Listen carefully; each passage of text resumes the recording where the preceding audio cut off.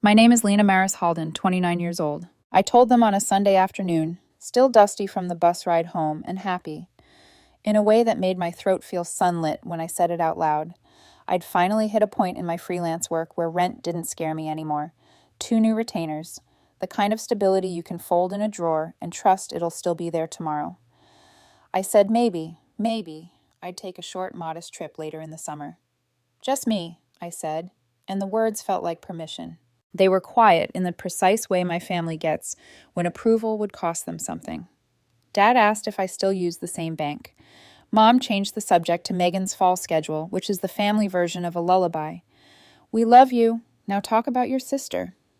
I chose to be happy anyway. You have to, or you'll spend your life asking a mirror to clap. 2 days later, Mom texted, "Could she use my card for a couple of books for Megan? We'll reimburse right away." I hesitated long enough to blink, reminded myself they'd never done anything shady, and texted her the info. I told myself it was fine. I wasn't using that card for anything big. I waited for a thank you that didn't come. The first charge landed small enough to pass as harmless, $300 from a travel agency, then $40 from a boutique booking service.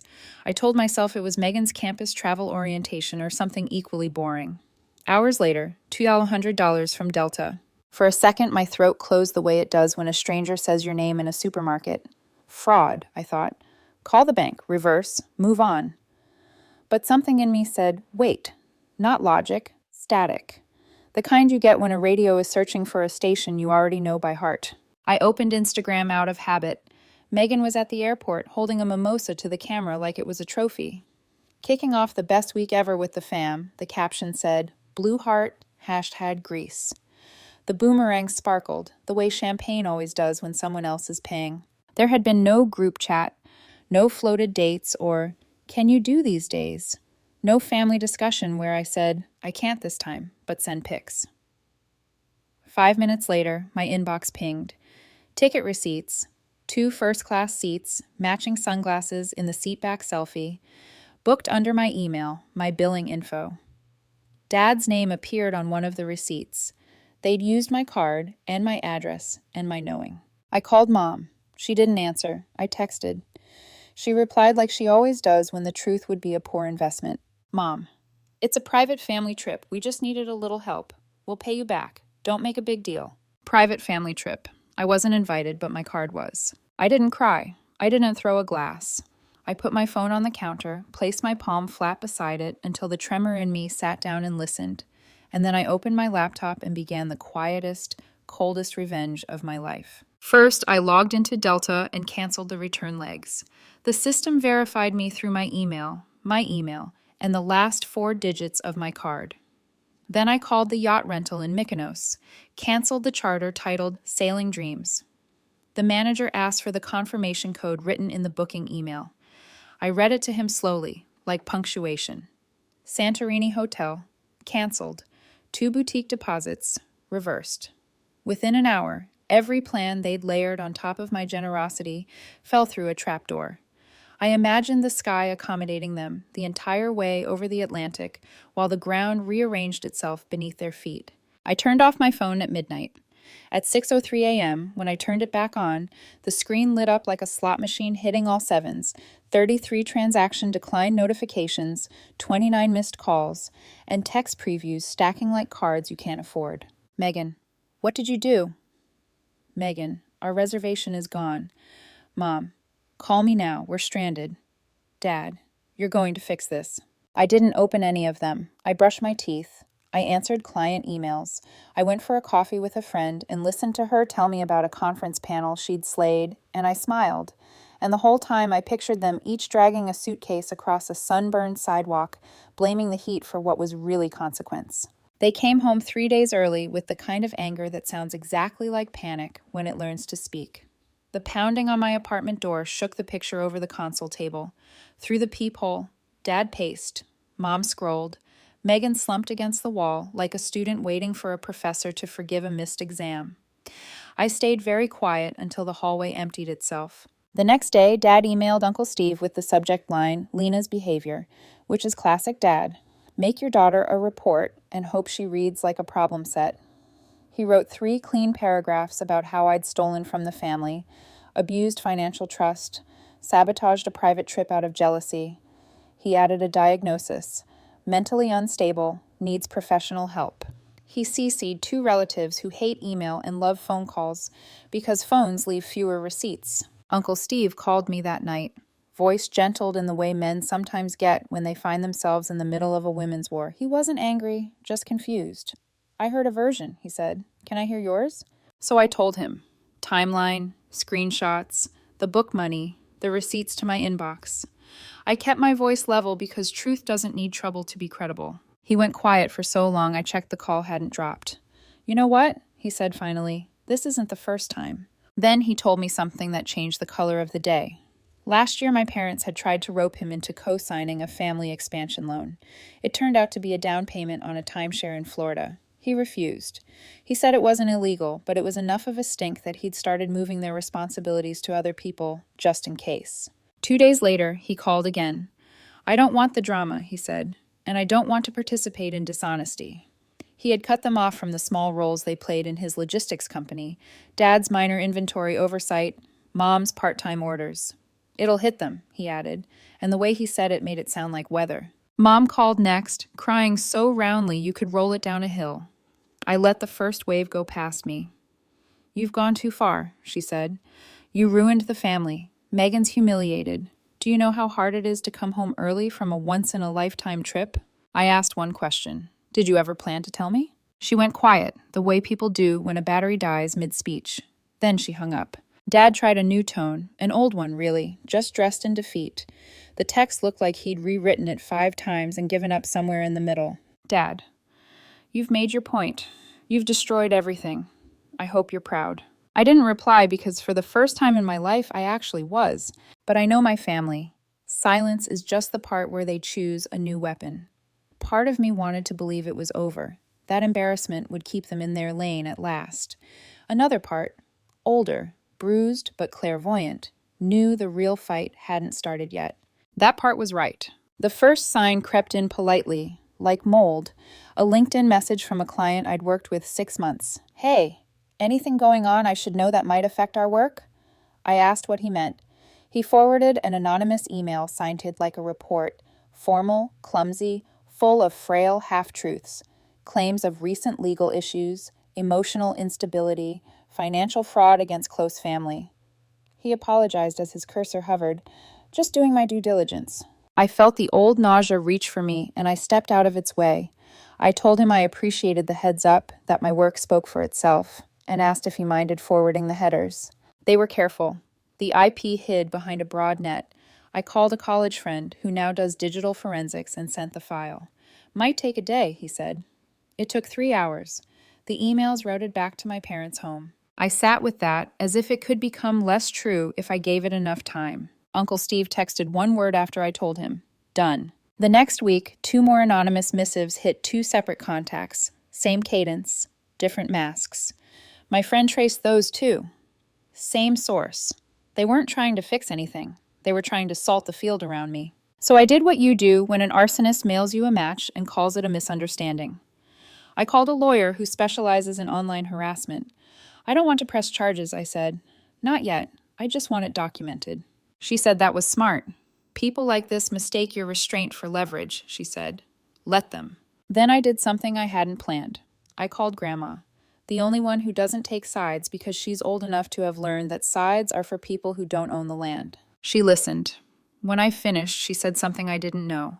When I was in college, my parents took out a small business loan in my name, paid it off quietly, quickly, bragged at a barbecue that Lena's good credit saved the day. "I didn't know the details," Grandma said. "I just remember thinking, that's not how a day is supposed to be saved." I lay on my back on the carpet and stared at the ceiling until the fan's circle became a clock. This wasn't a one-time betrayal, it was a pattern, a long one. And if I needed a thesis, it was this. They hadn't simply tried to ruin a vacation. They were prepared to ruin my life. So I stopped keeping my life where they could touch it. I logged out of every old family shared thing I could remember. I shut down the part of me that wanted to text why. My phone buzzed on a random Friday afternoon with a number I hadn't saved. "Check your inbox. Megan's an idiot. No greeting, no name. but I knew who it was the moment I read it. Logan, Megan's ex, the one the elders called a waste of potential while admiring how quickly he broke their software. I opened my email. A zipped folder waited like an animal that had learned to sit on command. Subject line, she never changed the password. Inside, screenshots, notes, shared files from the old family iCloud account Mom set up years ago so she could keep us organized. It turns out, when you teach everyone to live in a shared drawer, you shouldn't be surprised when someone forgets to lock it. I didn't open the folder right away. It sat in my inbox like a live thing, patient and sure of itself, while I made coffee I didn't want and tried to convince my hands to stop doing that tremor they do when I'm pretending I'm fine. The subject line, she never changed the password, glowed at the top of the stack as if it had been waiting for years to introduce itself. I called Ben from college first, the one who can pull the mask off an email the way some people peel fruit. He didn't ask why. I'd already sent him the headers from the anonymous messages my parents had lobbed at my clients. You were thorough, he said, the way a surgeon might compliment a bandage. 3 hours later, he texted a screenshot that might as well have been a family portrait. The routing led back to my parents' address. Same network, same timestamps, same audacity. I forwarded it to Marla, the defamation lawyer a client had recommended. Her voice was silk trimmed in steel. We don't need to fire yet, she said, but we'll stack the ammunition. I sent her everything. The LinkedIn note, the vendor complaint, the fake report signed with a name that read like a bad TV doctor. She filed, time-stamped, told me to breathe. People like this are shocked by paper, she said. It doesn't flinch. Shock didn't cover it. My father had once told me he admired integrity, right after asking me to fudge a date on an invoice because it would be easier for everyone. I used to think hypocrisy was a mood disorder. Now I know it's an asset class. That night, I called Grandma. She always answers on the second ring, as if she gives the first one to God out of politeness. I told her the short version, then the long one. She let the silences do some of the work. When I finished, she said, You don't remember, do you? And the floor of my stomach went soft. Back in college, there was a semester where everything smelled like printer toner and burnt coffee. When I was added and dropped from accounts I didn't remember creating. When my credit card lecture notes were interrupted by calls from numbers that hung up when I said hello. I blamed bureaucracy. She didn't. They took out a small business loan in your name, she said, and I could hear her knitting needles pause on the other end. Paid it quick. He bragged at a barbecue that your good credit saved the day. I told him saving and stealing don't share a root. The air in my kitchen tightened. It would have been almost poetic if the poem wasn't about theft. I hung up and walked the length of my apartment until the carpet remembered all my steps. Patterns look like accidents until you back up far enough to see the tessellation. This wasn't a one-time betrayal dressed in island blue and hashtags. It was a long con with family pictures on the wall. So I treated it like a fire. I stopped keeping Tinder where flames like to visit. I logged out of every shared space I could remember. Mom's calendar, the old grocery list app, even the photo stream where birthdays went to smile for approval. I changed passwords. I put two-factor authentication on top of two-factor authentication and let the tiny chime of a new code be the sound that meant I was still the one holding my own life. The next morning, one of my steadiest clients called. His voice was careful, like he didn't want to step on whatever it was he'd heard. I'm in your corner, he said before he even told me why he was calling. I got an email. I'm telling you because this is what allies look like. I thanked him, sent him the forensic trace, and watched the knot in my chest loosen its tie a half inch.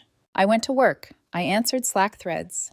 I sent a draft I was proud of. I unsubscribed from a newsletter whose subject lines felt like small crimes. And still the folder sat there, zipped and quiet, like a creature that had decided it was done, pretending to be asleep. Another text landed, this one from Logan directly. She never changed the password. Mom thinks she's a spy. I think she's just lazy. The kind of mean-spirited charm he'd always wielded like a toy sword. I wanted to hate the source, but I wasn't going to hate the proof. The truth is that lifelines can be thrown by people you'd never invite on the boat. I opened my windows to make the room cooler and steadier. I made a to-do list I didn't need and wrote milk on it, just to feel normal about writing anything at all. I thought about my father's thumbs on the screen typing, "Fix this now," as if the world were a vending machine reluctantly accepting his wrinkled dollar. I thought about my mother's looped handwriting and birthday cards she'd addressed to my favorite girl, and how loyalty can be a compliment people use when they want to keep you hired for free. My inbox chimed with a new message from Uncle Steve, a simple, "How are you holding up?" I sent him a picture of the subject line, blurred the sender. He wrote back, "When people can't own the truth, they try to edit the author." Then after a beat, "Whatever's in there, you didn't put it there. Remember that." I set my fingers on the trackpad and rested them there like I was taking the pulse of a sleeping animal. Somewhere, some part of me hoped this was all just receipts for airport snacks and a calendar file labeled maybe. But the older part, the one Grandma's voice had woken up, knew better. I clicked once. The file shimmered. A progress bar appeared like a held breath. My phone vibrated. Megan. I let it go to voicemail. Another buzz. Mom. I silenced it without looking. I watched the little bar fill as if it were measuring not just data, but all the years I'd let other people hold things for me because they said it was easier that way. The folder finished unzipping. It sat there, open like a mouth. I took one last deep breath, the kind you take right before the water goes over your head, and I moved the cursor to the first file. The first thing I saw when I opened the folder was a screenshot, a group text thread between Mom, Dad, and Megan. It wasn't even subtle. The conversation stretched back months, detailed, organized, color-coded in the way only guilt can be. Megan, how much can we put on her card before it flags? Mom, maybe keep it under 20. Don't trigger fraud. Dad, it's her turn to give back. She freelances anyway. What does she need the money for? They talked about the trip the way people plan a heist they think is justified. A list followed. Typed. Neat. Delta, 2,100 tickets. Mykonos yacht, $6,800. Santorini suite, $4,900. Shopping budget, $2,000. Something nice for her when we get back. Bracelet?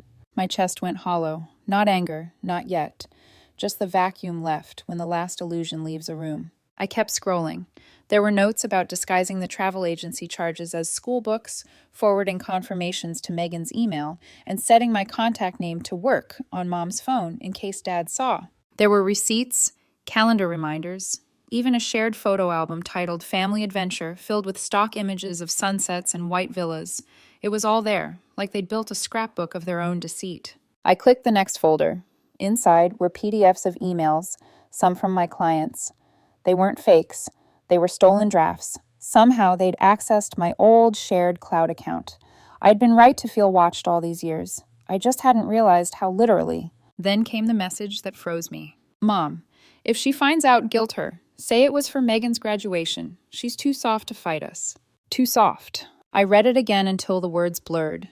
The kind of blur that isn't from tears, but from realizing your eyes aren't built for this kind of betrayal. I forwarded everything. Every file, every thread, to Marla, my lawyer, with a simple note. Proof.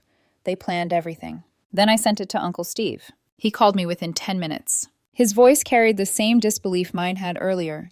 Not surprise, but that quieter shock of watching people confirm your worst suspicions. He didn't even curse. He just said, "They finally did it." "I don't want pity," I told him. "I want consequences." "You'll have them," he said, "and not the kind they can talk their way out of." By the end of the day, he'd made it official. My parents, both of them, were terminated from every role connected to his business. Payroll cut, access revoked. For Dad, that meant losing the side job that paid his car lease. For Mom, it meant losing the small administrative title she used as leverage in social circles. When I hung up, I didn't feel triumphant. I felt clean. That evening, while I was answering client emails, my phone lit up. Megan. I stared at the screen, thumb hovering. Then I answered, not because I wanted to hear her, but because I needed to. She didn't shout. Her voice came through low, almost trembling. "You really think you've won?" I didn't sigh. I didn't raise my voice. "I'm not trying to win," I said. "I just stopped losing." She said something after that, maybe a curse, maybe a sob, and hung up. The next morning, Uncle Steve called again. "You've done enough," he said. "Now let me handle the rest." I expected him to mean lawyers or accountants, but instead he offered something I hadn't anticipated, a role, not full-time. A consulting contract to restructure the logistics systems my parents had once pretended to understand. "I want someone who sees things clearly," he said. "Someone who doesn't hide numbers behind family dinners." I said yes before I even realized how much relief the word carried. It wasn't revenge, it was reclamation. That night, I poured a glass of wine and sat by the window, watching rain drag the city's light down the glass. For the first time since Greece, the quiet didn't feel heavy. Then came the buzz. A message from Mom, no greeting, just, we need to talk. I ignored it. Then another, please, it's about your father. 5 minutes later, another knock. Not digital this time. Real. Sharp, hesitant, familiar. I looked through the peephole. Mom, holding a plastic grocery bag in one hand and a thin folder in the other. I thought about not opening it, but some things you have to face while they're still standing on your doorstep pretending they're people. I opened the door just enough for her to see my face. Can I come in? She asked. The grocery bag crinkled in her hand. She looked older, not just tired, but emptied, like someone who'd been living too long off borrowed narratives. I let her in, not out of forgiveness, out of curiosity. She sat on the edge of my couch, posture perfect like she was in an interview, and placed the folder on the coffee table. Inside were documents, old tax returns, college forms, even my student loan records. Some of the signatures were mine. Some weren't. My stomach dropped. She watched me read them like she was waiting for me to see a particular page.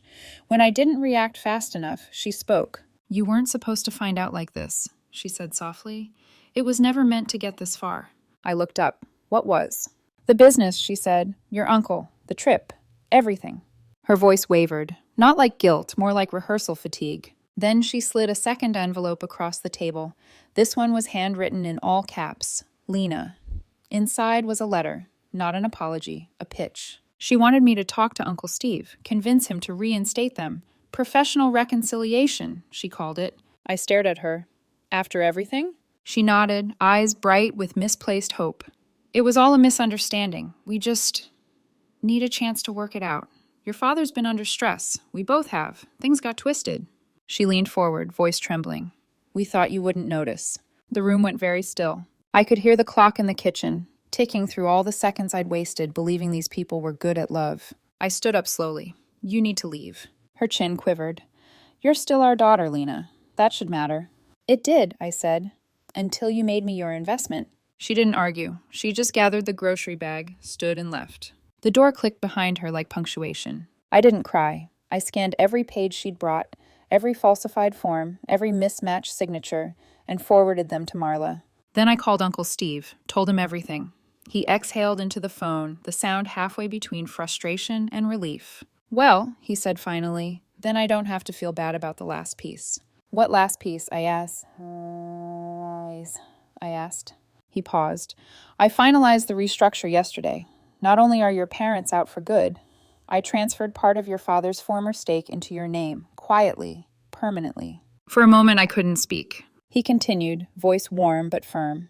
You earned it. And this family needed someone who doesn't confuse control with love. After we hung up, I sat in silence. Outside, the rain had stopped. Then my phone buzzed again. A voice message from Megan. Her voice cracked halfway through. I went through Mom's phone. I saw the drafts, the fake client emails, the plans. I didn't believe you before. I thought you were being dramatic. You didn't deserve this. I'm sorry. If you ever want to start over, just you and me. I'm here.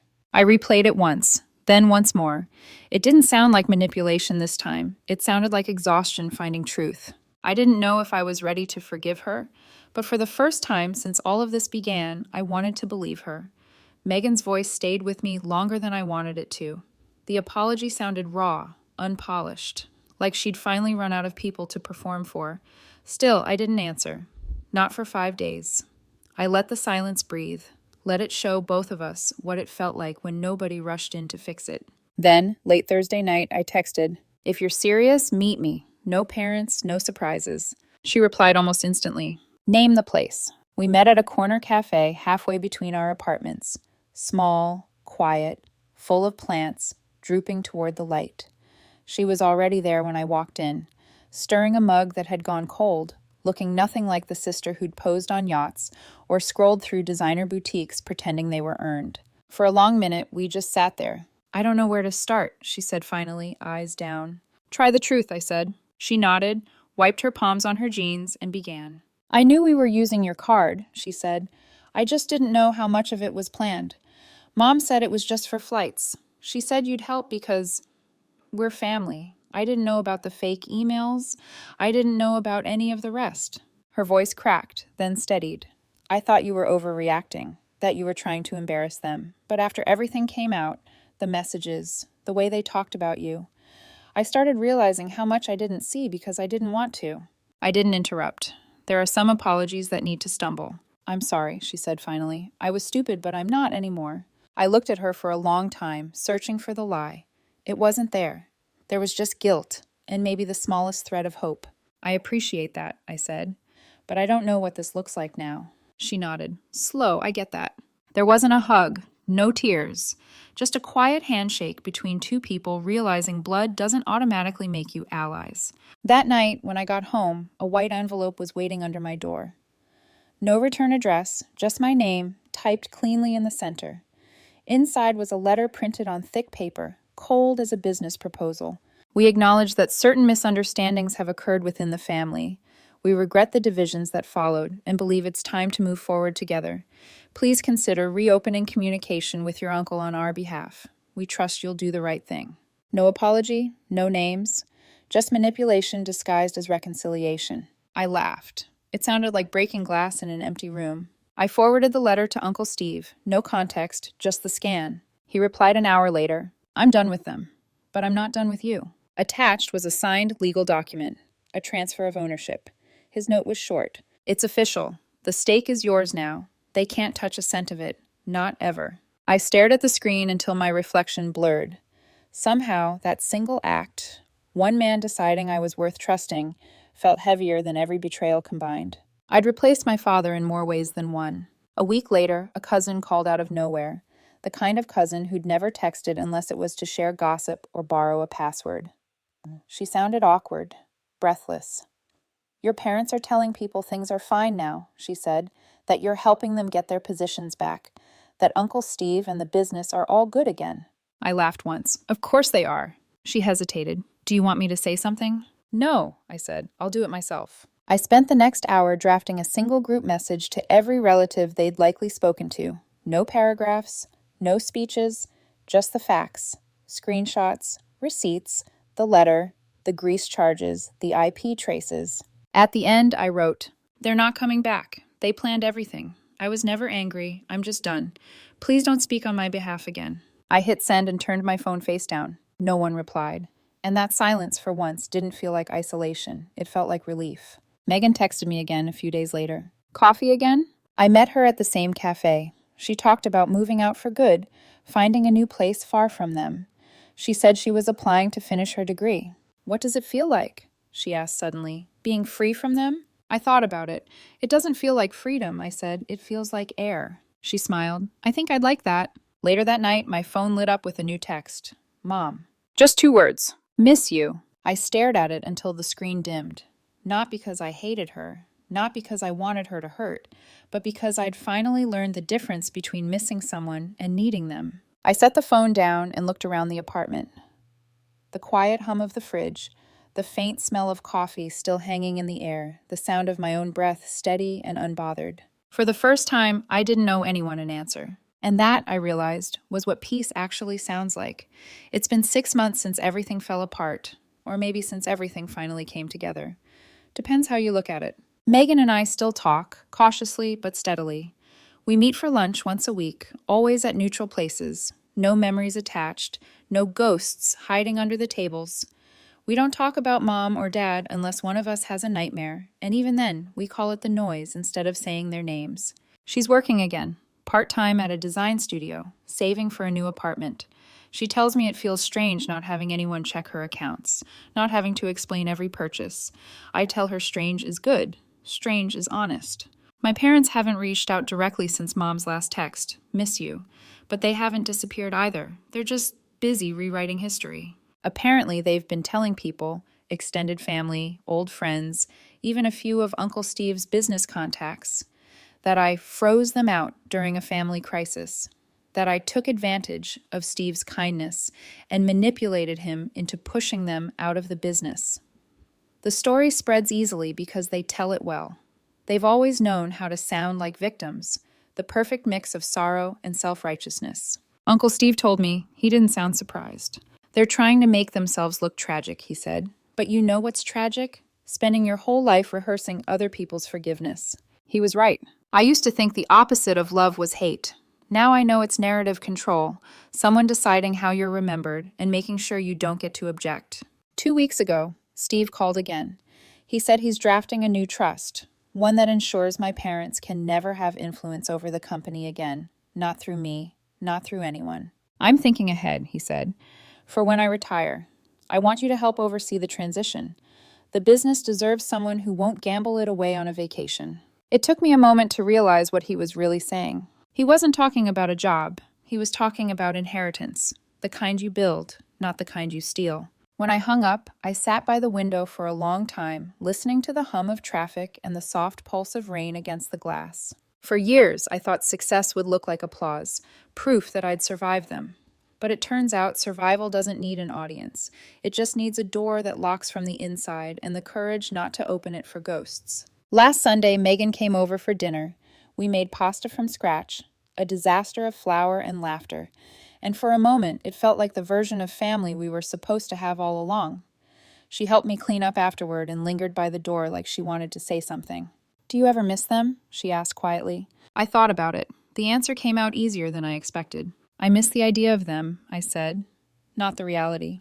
Megan nodded. "I think I miss being naive enough to believe they'd change." I smiled sadly. That's a kind of peace too, knowing what won't happen. She hugged me before she left. No promises, no apologies, just a real human hug between two people who'd survived the same storm differently. After she drove away, I stepped out onto the balcony. The air was cool, heavy with the smell of rain and city light. I took a deep breath and realized something I hadn't noticed before. Peace doesn't arrive with silence. It arrives with sound, the soft hum of life that isn't controlled by anyone else. The kettle clicking off, the neighbor's dog barking 2 floors down, my own heartbeat, steady and mine. There are still days I wonder how it all could have gone differently. If I'd ignored that first charge on my card, if I'd answered one of their calls in Athens, if I'd given in to guilt instead of justice. But then I remember the look on Mom's face that last time she stood in my apartment, the recognition that her stories no longer worked on me. That was the moment I became someone she couldn't manipulate anymore. And once people like that lose control of your version of events, they lose their power. I keep the folder of evidence in a locked drawer, not out of fear, out of memory. Every once in a while, I open it just long enough to remind myself what it cost to build a boundary that no longer trembles. When I close it again, I whisper the same thing grandmother once told me over the phone. Love isn't loyalty. It's respect that doesn't need to be earned twice. This morning, I received a new message from an unknown number. For a split second, I thought it might be them again. But when I opened it, it was from Steve. "Papers are ready. You'll be co-signing next week. I'm proud of you, Lena. You did the hard thing the right way." I smiled, deleted the message, and for the first time in years, didn't feel like I had to keep the proof, because the truth had already outlived the people who tried to bury it. So, no, things aren't perfect. They never are. But they're mine now. And that, I've learned, is better than forgiveness. It's better than revenge. It's air, the kind you don't have to ask permission to breathe.